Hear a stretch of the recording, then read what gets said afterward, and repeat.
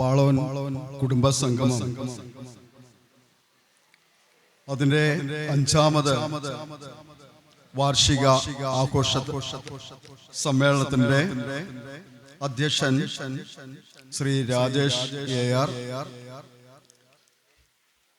ഈ സമ്മേളനം ഉദ്ഘാടനം നിർവഹിച്ച ബഹുമാനപ്പെട്ട ഡെപ്യൂട്ടി സ്പീക്കർ ശ്രീ ചിറ്റയം ഗോപകുമാർ, സ്വാഗതം ആശംസിച്ച ശ്രീ രതീഷ്,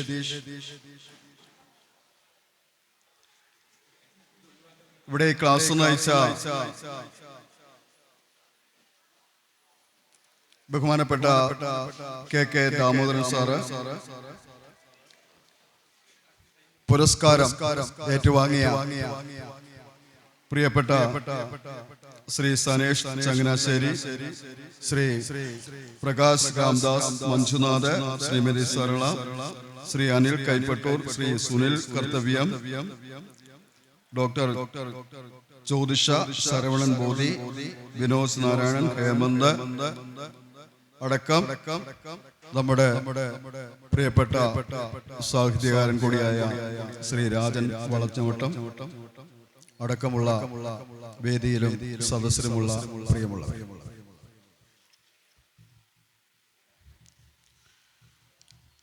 തെകള 2024. അപ്പൊ ഞാനിവിടേക്ക് മുഖ്യ അതിഥിയായിട്ടൊക്കെ എന്നെ ക്ഷണിച്ചപ്പോൾ ഞാൻ പഞ്ചായത്തിന്റെ പ്രസിഡന്റ് അല്ലേ, മുഖ്യ അതിഥി അല്ലേ, അപ്പോൾ അതിന് തക്ക നിലവാരമുള്ള ഒരു പ്രസംഗമൊക്കെ പ്രതീക്ഷിക്കുന്നുണ്ടാകും. അപ്പൊ അങ്ങനെ ഞാൻ കുറെ പുസ്തകമൊക്കെ ഒന്ന് റെഫർ ചെയ്തു. നമ്മുടെ മുന്തൂർ കൃഷ്ണൻകുട്ടി സാറിന്റെ പറയറുന്ന പുസ്തകം, അംബേദ്കറിന്റെ അസ്പൃശ്യരെ തുടങ്ങിയുള്ള കുറെ പുസ്തകങ്ങളൊക്കെ റെഫർ ചെയ്ത് കഴിഞ്ഞപ്പോ ഇന്ന് രാവിലെ എനിക്ക് തോന്നി ഞാന്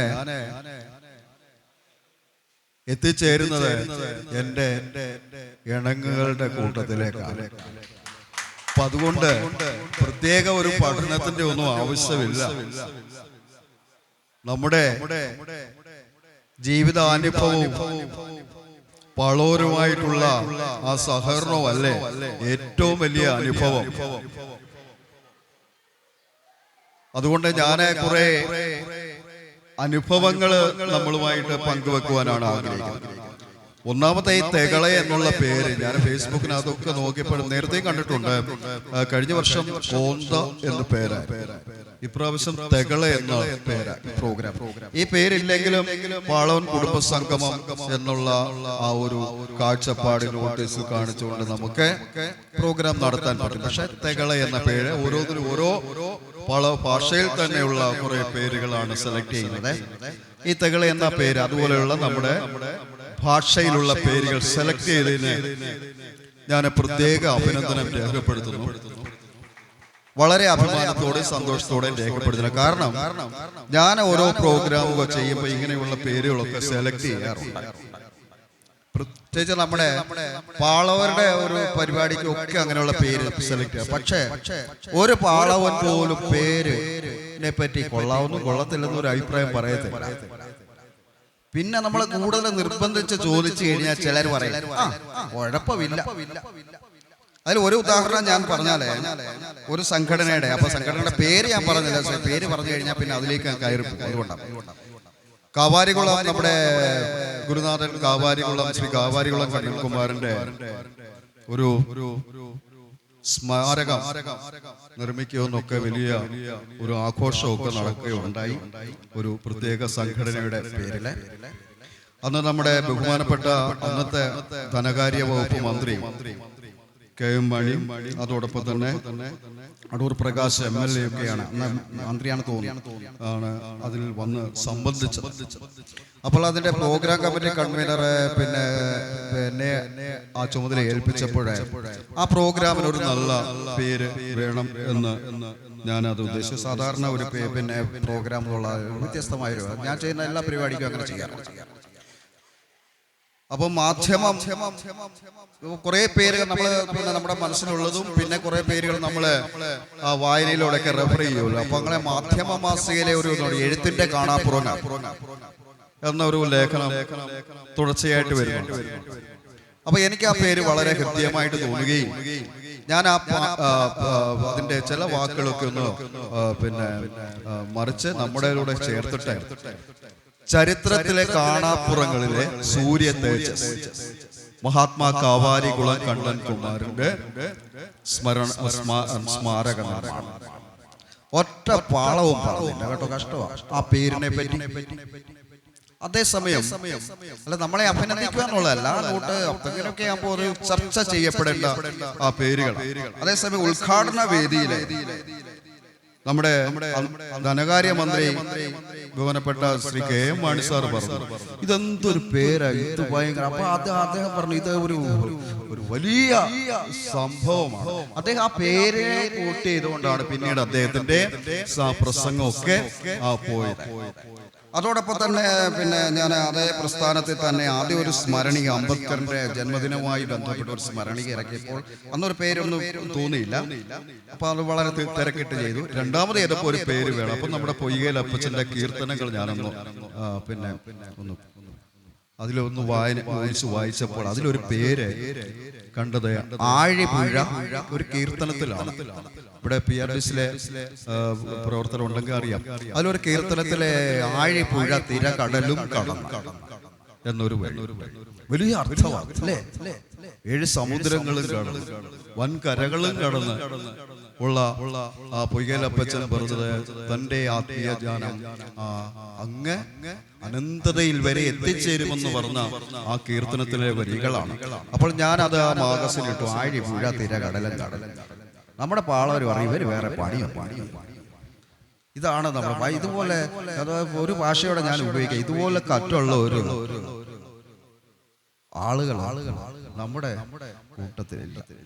അപ്പൊ ഇതൊക്കെയാണ് നമ്മുടെ പിന്നെ ഇപ്പോൾ ഞാൻ പഞ്ചായത്തിലെ ആദ്യം പിന്നെ അത് ഞാൻ കടന്നു വരാം. പഞ്ചായത്തിലെ ആദ്യം പിന്നെ വാർഡ് മെമ്പറും സ്റ്റാൻഡിംഗ് കമ്മിറ്റി ചെയർമാനുമായിരുന്നു ഈ ഒരു 5 വർഷത്തിലെ ഈ ഒരു ടേമിൽ. അപ്പോഴേ പിന്നെ ഞാൻ കുടുംബശ്രീയുമായി ബന്ധപ്പെട്ട ഒരു ചുമതല എനിക്ക് വന്നു ചേരുകയും പേര് നമ്മുടെ പേരായിരിക്കണം എനിക്ക് വളരെ പ്രോഗ്രാമിന്റെ പേരുണ്ടായിരിക്കണം. ഞാൻ വളരെയധികം അന്വേഷിച്ചപ്പോൾ എനിക്ക് കിട്ടിയ ഒരു വാക്കാണ് പെങ്ങണത്തി.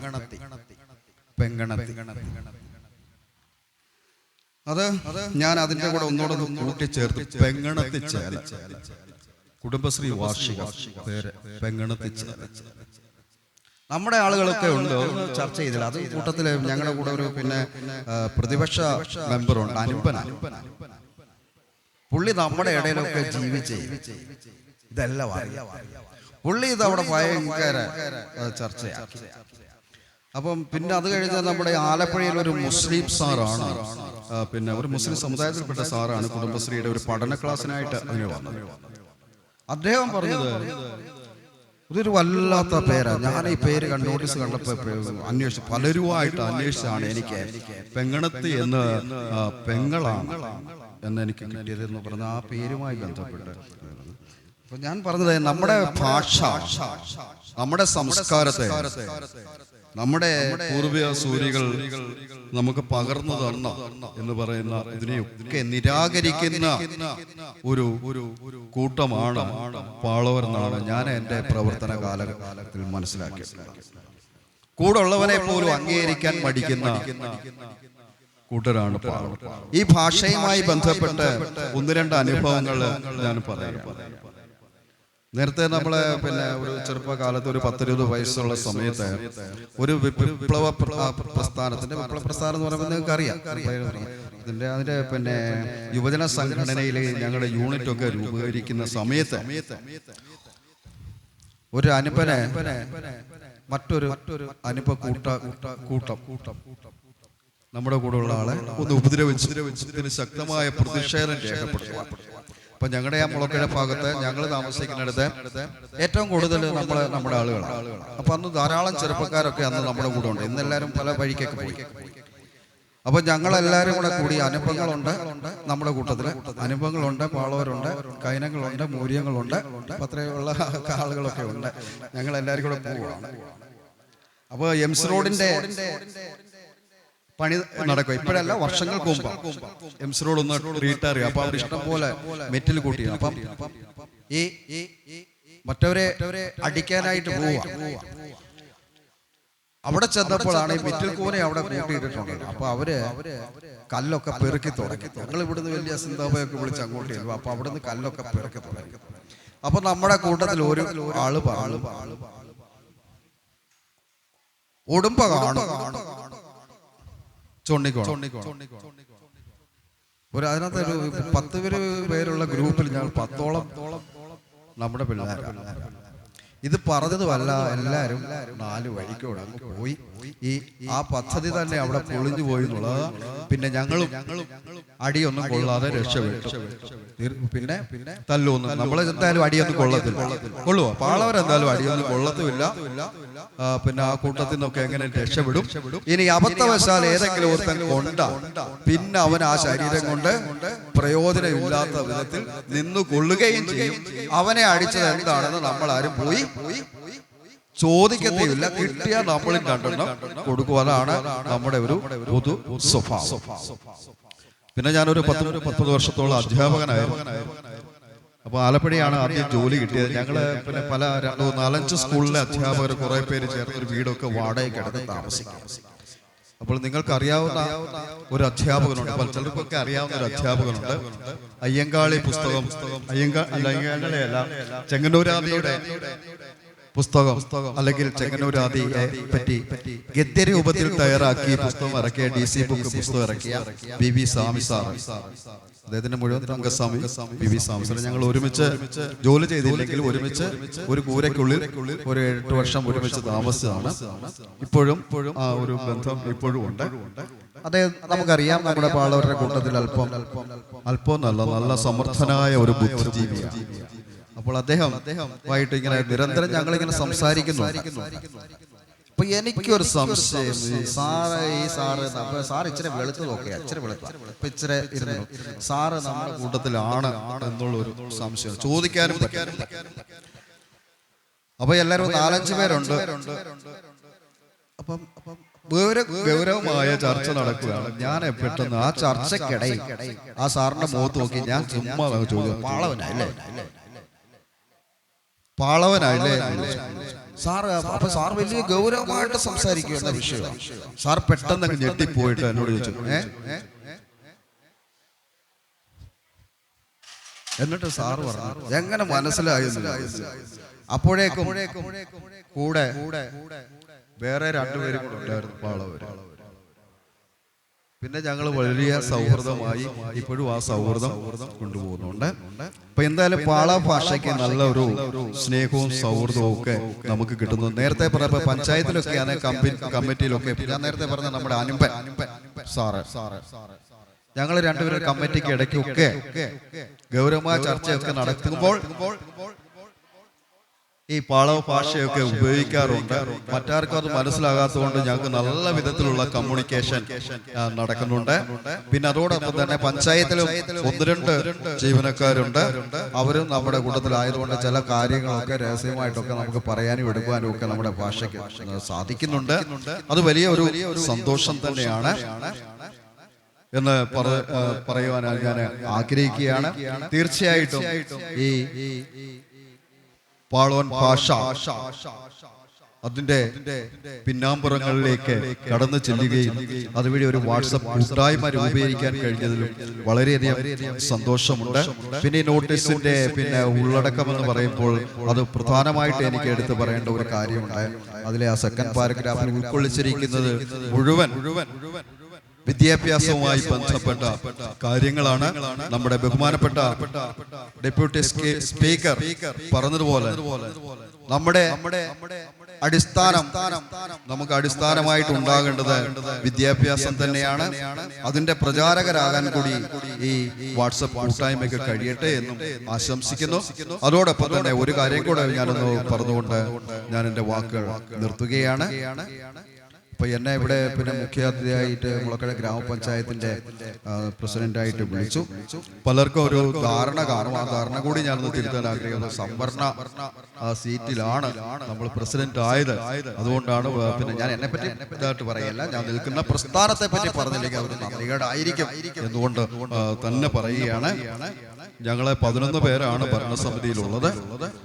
അതിലെ നമ്മുടെ LDF-ന്റെ ഭരണസമിതിയിലൂടെ അത് LDF-ന്റെ 3 പേരാണ് ഞങ്ങൾ SC വിഭാഗത്തിലുള്ളത്.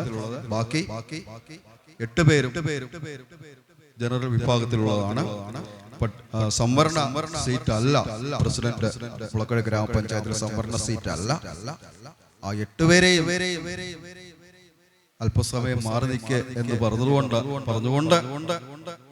ഞാൻ നിൽക്കുന്ന പ്രസ്ഥാനം എന്നെ പ്രസിഡന്റിലാക്കിയിരിക്കുന്നത്. അതും വളരെ ഞാൻ വിചാരിക്കും, ഞാൻ എൻ്റെ വീട്ടിൽ പറഞ്ഞു, അങ്ങനെ മറ്റൊരിടത്തും പറഞ്ഞില്ല, അത് നമ്മുടെ സമുദായത്തിനും പട്ടികജാതി വിഭാഗത്തിനും കിട്ടിയ ഒരു അംഗീകാരം തന്നെയാണ്. കഴിഞ്ഞ ദിവസം നമ്മുടെ ഫിഷറി സാംസ്കാരിക വകുപ്പ് മന്ത്രി സജി ചെറിയാന്റെ മീറ്റിംഗ്, ഞങ്ങളുടെ എല്ലാവരുടെയും LDF-ന്റെ ജനപ്രതിനിധികളുടെ മീറ്റിംഗ് ഉണ്ടായിരുന്നു. ആ മീറ്റിംഗിലും അദ്ദേഹം പറഞ്ഞത്, ഇവിടെ നമ്മുടെ പ്രസ്ഥാനം ജാതിയോ മതമോ നോക്കുന്നില്ല, മറിച്ച് കഴിവാണ് നോക്കുന്നത് എന്ന് പറഞ്ഞു. അത്തരത്തിലേക്ക് എത്തിച്ചേരുവാൻ കഴിഞ്ഞതിലും എനിക്ക് വളരെയധികം അഭിമാനമുണ്ട്. എന്നെ ഇവിടെ ക്ഷണിച്ചതിൽ എല്ലാ ഇടങ്ങുകൾക്കും എൻ്റെ സ്നേഹവും നന്ദിയും അറിയിച്ചുകൊണ്ട് അടുത്ത് വരുന്ന നിങ്ങളുടെ 6ാമത്തെ വാർഷികത്തിൽ ഞാനും ഒരു എൻഡോവ്മെന്റ് ഏർപ്പെടുത്താം നൽകുന്നതാണെന്ന് കൂടി അറിയിച്ചുകൊണ്ട് എല്ലാവർക്കും എൻ്റെ സ്നേഹവും സന്തോഷവും നന്ദിയും അറിയിച്ചുകൊണ്ട് എൻ്റെ വാക്കുകൾ നിർത്തുന്നു. നന്ദി, നമസ്കാരം. Thank you Sadanandan sir. With your permission, നമ്മുടെ ബഹുമാനപ്പെട്ട ഡെപ്യൂട്ടി സ്പീക്കർ പോകുന്നതിന് മുമ്പ് അദ്ദേഹം അറിയിച്ചു നമ്മളൊരു നിവേദനം റെപ്രസെന്റേഷൻ ആയിട്ട് നേരത്തെ സംസാരിച്ച 2 ആവശ്യങ്ങൾ അദ്ദേഹത്തിന് നമ്മുടെ സാംസ്കാരിക വകുപ്പ് മന്ത്രിക്ക് ഒരു നിവേദനമായിട്ട് കൊടുത്തിട്ട് അതിന്റെ കോപ്പി അദ്ദേഹത്തിന് കൊടുക്കണമെന്ന് അദ്ദേഹം ആവശ്യപ്പെട്ടിട്ടുണ്ട്. അത് നമുക്ക് എൻഷുർ ചെയ്യണം. Okay, thank you sir. അടുത്തായിട്ട് നമ്മുടെ ഈ വർഷത്തെ SSLC +2 വിദ്യാഭ്യാസ ഏറ്റവും കൂടുതൽ മാർക്ക് വാങ്ങിയ വിദ്യാർത്ഥികൾക്കുള്ള പുരസ്കാരം